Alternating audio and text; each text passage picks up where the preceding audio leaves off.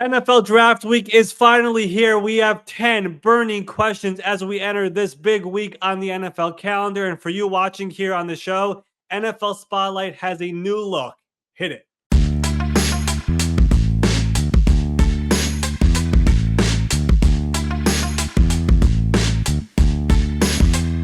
Welcome in. It is the Monday, April 21 edition of the NFL Spotlight Show. We have finally made it. It is draft week, and for NFL Spotlight, in honor of that, we have an official new look to the show. Shout out to all the graphics people here at the 33rd team. Shout out to my good friend Ben Allen, who will be joining us here in a second for all the great work that he does in putting this all together. And if you're not doing so already, I'll mention at the top, please make sure you are subscribed here on the YouTube channel, on Apple, on Spotify, wherever you love listening and watching to us.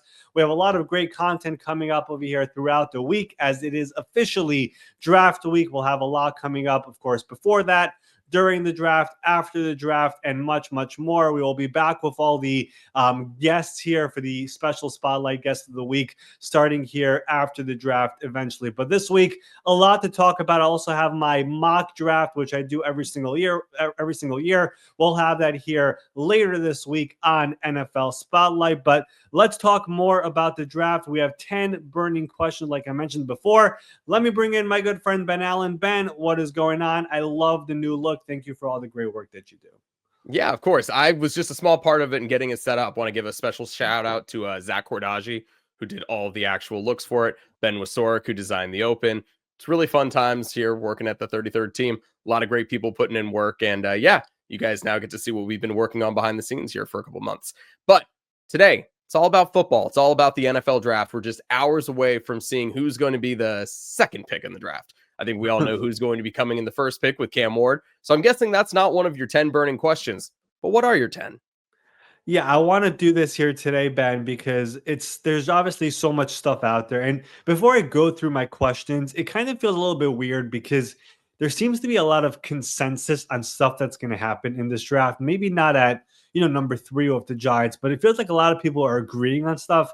And that's not the way it should be. So I'm expecting a lot of surprises here once we get to Thursday night. But let's go through 10 questions that I have on my mind here as the week gets underway. The beginning of all this is very quarterback centric, which should not be a surprise. But number one is, where does Shedeur Sanders go? Which we've been talking about it forever. I'm sure everyone is sick and tired of hearing it, just wants to find out. But his range of outcomes here is unbelievable. Like, I don't remember the last time we had a player of at least this magnitude where we just did not know where he was going to go. Maybe the last one that I can remember might have been Johnny Manziel. That was 2014, if I remember, where everyone was like, he could go 1-3, and of course he went all the way at 22 to Cleveland. So I don't know where Shedeur Sanders go. It could go as early as number 3 to the Giants.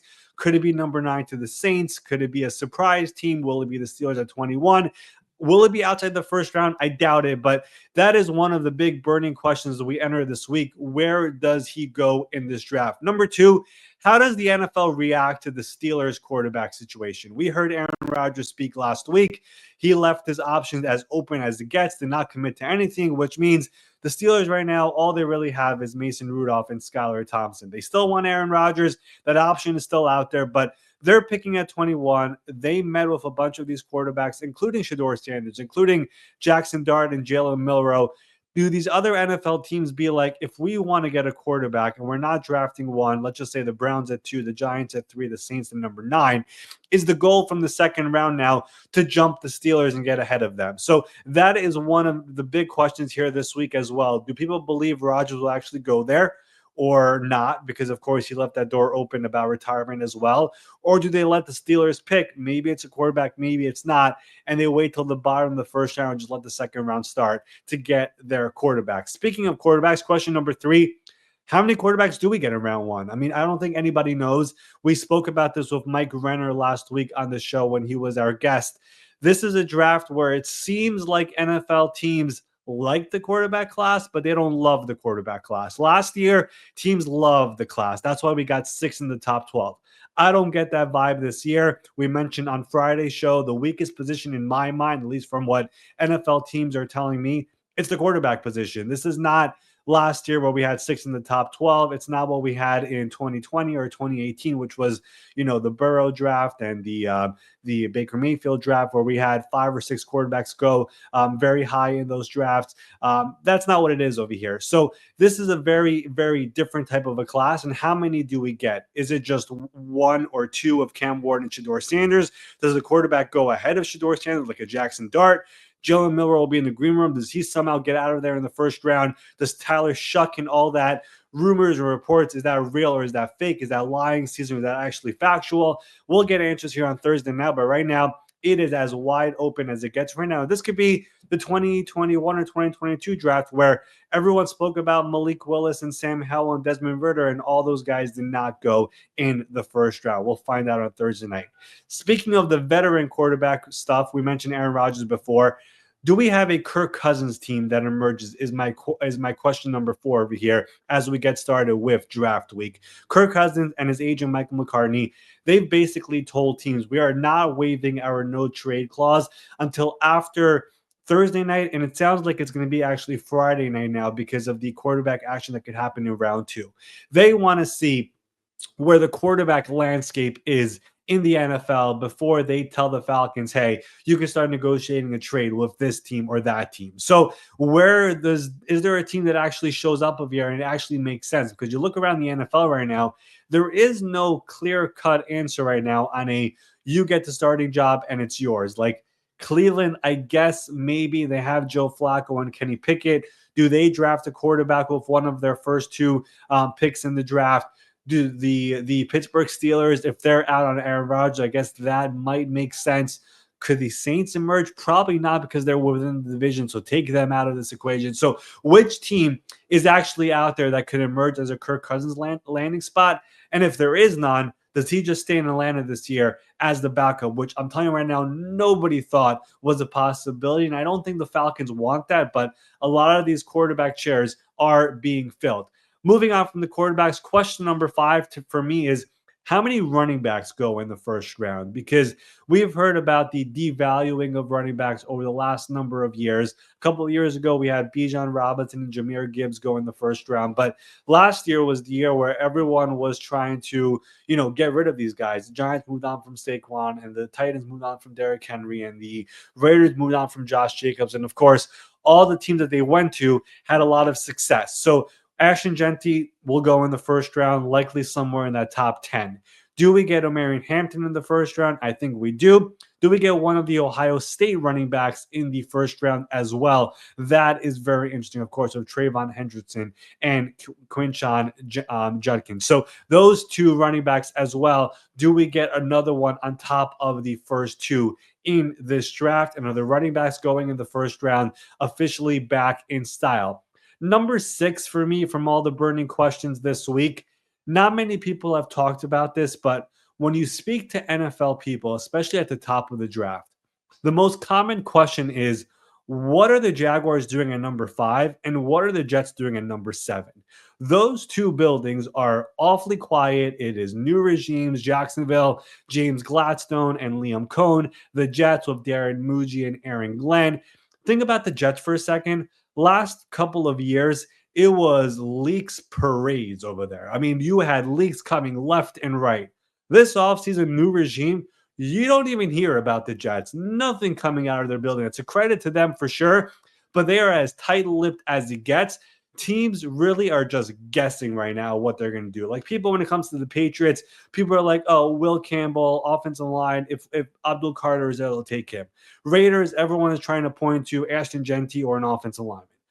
When it comes to number 5 and number 7, nobody has a real clue exactly what they're doing there, and no one's really talking about them. So I think those 2 teams, those 2 regimes, credit to them. James Gladstone, Darren Muji those 2 GMs are not candidates that really had many interviews in the past. I think they had no interviews in the past with any other teams when it comes to GM openings. So we really don't know what are their philosophies and their beliefs. Like people are trying to base Gladstone based off Les Snead because he was with him for a long time, trying to base Darren Muji off of George Payton because he was with him, but he was also with a bunch of other regimes.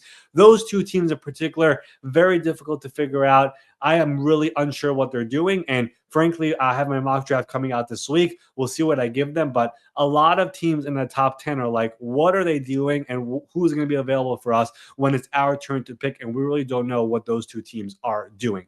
Number 7, which position run do we get first? And of course, every draft, we have a run on a position. One team starts it, eventually it goes crazy. A couple years ago, I remember we had this run on receivers late in the first round after we had Zay Flowers, Quentin Johnson, Jordan Addison. I think there was one more receiver, Jackson Smith-Njigba, one before all of them.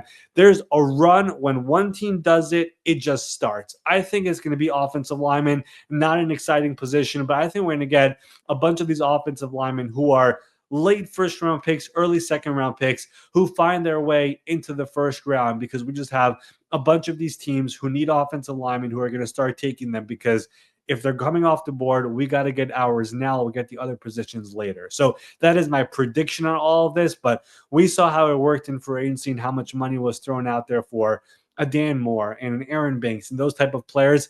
I think these offensive linemen are going to come off the board early and often in the first round. Number 8, do we get any early teams in the first round trading up? You don't really hear much of the trading up aspect in this year's draft. A lot of teams kind of view this first round from 9 to around 30 to be the same value of players, same bucket is the word that GMs love to use. But I think there are a couple of teams in particular that they could maybe be aggressive to try to get their guy. The two teams I'm watching here in that top half of the first round, number 11 with the 49ers. The 49ers are almost never this high in the draft. When you look at the teams who have the most picks in this draft, the 49ers are tied with the Ravens with 11. I think they have some picks to burn if they want to move up in this draft and get a player who's maybe higher on their board than the player who's at their number 11, maybe try to move up and get that guy. I could see the 49ers being a team. Then the Colts at number 14. I mentioned this a couple of weeks ago. I think their GM, Chris Ballard, knows there's pressure to win this year. They have to make the playoffs.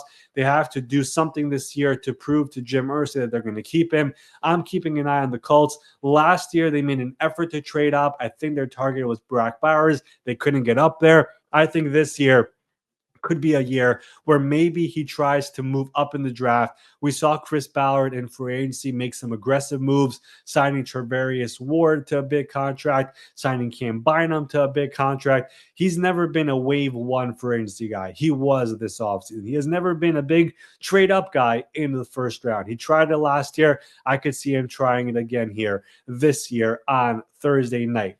Number 9 here for me. Do the Eagles or Chiefs at the bottom of the first round try to trade up? The reason I mentioned those two teams, the two Super Bowl teams, is because last time the Chiefs lost in the Super Bowl, they were aggressive in trying to move up and down the board. If you remember that draft, they moved up to try to get Trent McDuffie. Then they had an extra first-round pick, which they used on George Karlaftis. The Eagles, the reason I mentioned them is because if you look at their next two drafts, they could have up to 20 draft picks in these next two drafts with all the compensatory picks that they're going to get as well next year.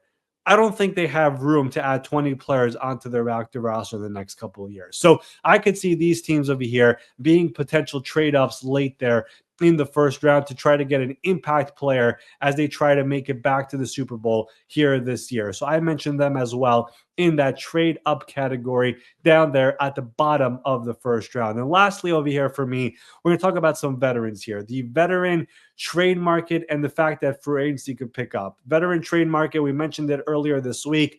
Jair Alexander, Jalen Ramsey. Could Will Levis become available in Tennessee? Mark Andrews, Dallas Goedert, Trey Hendrickson. Do we get any action over there? And of course, the fact that teams are drafting players, that means eventually there could become expendable players here on their roster. We mentioned a really good example last week when the Lions took Jahmyr Gibbs in the first round. That made DeAndre Swift expendable. He was traded on Saturday during draft week. We could have those type of players where a veteran player right now thinks he's good on the roster, I'm good, eventually becomes expendable because a team makes some sort of move in the beginning of the draft at some point. And then free agency, I mentioned that as well. Does free agency pick up again? I do think it will, because after the draft, on May 1st, after the draft, I believe it's around May 1st, May 2nd, the compensatory pick formula officially goes away, which means, well, the way it works, when you sign a veteran player who became a free agent, that can make you lose a pick in the compensatory picks. Very complicated formula.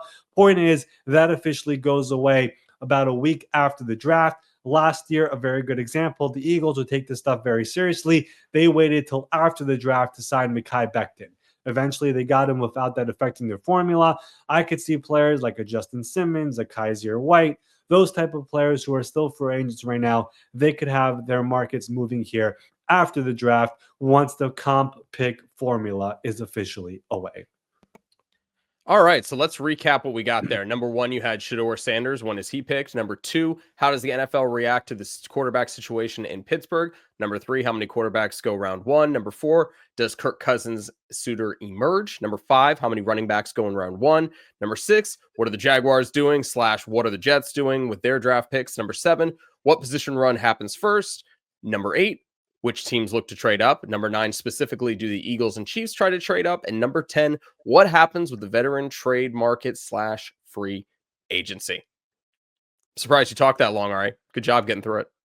Yeah, I think I've told you before, I'd prefer we have breaks in between this stuff, but we did it again. I went through all of them, 1 through 10, and I think those are 10 very, very big questions there here as we enter this draft. Right now, everyone is making their phone calls and trying to figure out what's going on, what's real, what's not. And I think trying to make phone calls at this point in the draft is probably the worst time to do it, because now everyone's just making up stuff. But it's a lot of questions out there that are truly unanswered. And obviously, we'll get the answers here on Thursday night and, of course, Friday and Saturday as well. But there's a lot of just unanswered stuff right now. And it's weird. I mentioned this in the beginning, Ben. A lot of people just think that's, like, for example, everyone is penciling in Travis Hunter at number 2. I do think that ends up happening, but people are locked into the Giants not taking Shedeur at number 3. I don't think that's a slam dunk yet. I think there's a chance over here where if that happens, then of course Abdul Carter becomes available for the Patriots. Do they still take him? I think they do, but people are thinking Will Campbell is for sure going at number 4. Are the Patriots comfortable with him? I think everyone is penciling number 6, Ashton Jeanty, to the Raiders. I don't think that's a slam dunk yet. So I think there's a lot of this consensus stuff out there. I've seen a lot of Panthers people thinking Jalen Walker, number 8, he's going to be ours. People think the Saints are taking a quarterback at number 9. I don't think that's for sure happening. So I think a lot of people think there's these slam dunks here in this draft. And I think there's a lot of stuff here that is truly up in the air. I didn't even mention over here. So expect a lot of fireworks here once we get to Thursday night, because I think people are getting way too comfortable with this draft, and they should not be. I think that's just like a nature of it, though, right? Like, people want to have that answer. They want to be able to say, well, this is what I think is going to happen at 11 through 20, because this is what we know is going to happen 1 through 10. And it never ends up being the case that way, which is why also I always appreciate the fact that you try to do your mock draft as late or as close to the draft pretty much as possible, because up till that point, like, it's all just silliness. Like, it really doesn't matter until that team's up on the clock. It's nice to have an idea, but I'm looking forward to it. I think it's going to be a very chaotic draft night. I mean, everyone's got their picks right now, so presumably there's going to be some teams looking to call around and say, hey, I know you've got your pick. We make trades with you often. You want to make one tonight? By the way, it's very bonkers. All 32 teams still have their original draft picks. No trades were made over the last year, whether it was a big quarterback trade or a receiver getting traded for a first round pick. Like, every single team is in this draft. Usually there's a team who's not in it. For years, it was the Rams or the 49ers when they made the Trey Lance trade, or the Browns when they made the Deshaun Watson trade. Every single team is in this first round, and every single team has their original pick. So I think we will have trades, but we're going to talk about trades here later in the week as we get closer about which teams are actually trying to be aggressive and which teams are trying to trade down. Those trade calls, for people who don't know, that starts now. Over the weekend, teams have been calling teams, trying to figure out, hey, if my guy is here, are you willing to move down? How far are you willing to go? What would it take? Like, we've heard many stories over the years. I'm going a little bit long here, but these draft trades, those calls start now. They started Saturday, Sunday, Monday. They keep on going all the way till Wednesday night and even Thursday morning. Like, I remember some trades like the Cardinals and Texans trade a couple years ago where the Texans picked 2 and 3. That trade was being ironed out for a full week and nobody knew about it because, and this is the secrecy of the NFL, Monty Austin for the Cardinals GM, Nick Cassero, the Texans GM, they worked together in New England. So they were like, listen, we're going to do this, but nobody finds out about it. It's kind of reminiscent a little bit to the Luka Doncic trade where nobody knew about it. But those two guys were like, hey, we're two GMs. We're going to talk about this on our own. Nobody's going to know about it. So all those calls are happening right now as we speak. I remember there are many trades that just happen. You think they happen on the clock, but it's not what happened. A good one with our boss, Mike Tannenbaum. When he drafted Darrell Revis, he traded up from the 20s to number 14 to take him. He had that trade done with Carolina the morning of the draft. As long as Carolina had none of their players on the board at number 14, it was all about, hey, we're ready to do this. Boom, it's done. So some of these trades are already in place the morning of the draft, but it all matters, will my player be there or not? So all of those things are happening right now. Any people telling you, hey, I know this team is trying to trade up, those calls are in their early stages right now. And as the week goes on here, we're going to know which teams are making those calls aggressively, which teams are trying to trade down, and we'll bring it to you here on NFL Spotlight. Do you think all the teams still having their first round picks is a reflection of maybe some of the buyer's remorse that we've seen with trades like Deshaun Watson, or it's a little bit maybe of just recognizing having that fifth year option on a rookie contract is really valuable? Or is this really just coincidence that it happens to be this year? No, first of all, one thing I do want to kind of debunk a little bit. The fifth year option used to be a big deal. It does not feel like it's a big deal anymore to NFL teams, at least. For teams, if you know you have a good player, you're extending him after year 3, usually, maybe after year 4. But like that fifth year option almost never comes into play. So, like we saw the Texans extend Derek Stingley after year 3 a couple of weeks ago. A lot of these teams, sometimes you wait to year 4. Jamar Chase is waiting into got his deal after year 4. Micah Parsons right now is waiting for it after year 4. Sometimes it could help you, of course, because you have an extra year. But for the most part, if you're getting a good player in the first round, you don't even care about that fifth year option. So I don't think teams are as aggressive anymore when it comes to trading back in just to get the fifth year. But as for why every single team still has their original first round pick, I'm trying to think of which players were out there that we were trying to trade for where there was there were no veteran players this past year where it's like, oh, I got to trade my first round pick. There were no Russell Wilson trades. There were no Deshaun Watson trades. And all those quarterbacks really became available for the most part. So if one of those quarterbacks at that stage became available, I think teams are going to swing for the fences again and try to succeed at it, unlike those teams. But we just didn't have it this year. And because of that, we just didn't have it. So there were no big, Tyreek Hill's available like a couple years ago, or AJ Brown's available a couple years ago. We just didn't have it. But I do expect us to have first round trades on the night of the draft once we get there. Hey, be careful though. The Tyreek Hills are still available. The issue is that they're Not for just a first they're round pick. just not the value that they were a couple years ago. You can still get a Jalen Ramsey and anybody else down there in Miami. They were worth But something hey, at one you point, never. just But just not think about anymore. it, Ben. The AJ Brown trade that did happen, nobody had that on their radar happening that night. So Yeah. another burning question: do we have that quiet trade that's being in the works right now, where a team trades, I don't know, whatever pick it is, to get a veteran player? I don't know who that is. Maybe Trey Hendrickson. Maybe it's a player out of left field who's trying to get extended. Hasn't been working so far, which was the AJ Brown case. So there are many, many unanswered questions right now as we go into this draft week, and we'll have answers sooner than later. Yeah, exactly. And we're going to talk about him here on NFL Spotlight with our brand new show look. Make sure you guys hit subscribe wherever you are consuming this content. but particularly go to YouTube, hit subscribe there. During the draft, we are not going to be doing big, long updates because you're going to be very busy running your X account, but we are going to try to do some shorts in between some of the bigger picks, some of the more surprising, flashier news. So make sure you guys are following along there on YouTube to get those shorts. And otherwise, we're going to be back here tomorrow with more content. That's right. That'll do it here for our Monday, April 21 edition of the NFL Spotlight Show. We will be back here tomorrow morning, talk more about the NFL, about the NFL draft, and whatever else the NFL brings us. The plan right now and the expectation is the Wednesday morning episode will be my official and my one and only mock draft. So that will be coming out over here on Wednesday morning. So that's Wednesday morning. We will see you all here on Tuesday morning for more NFL talk.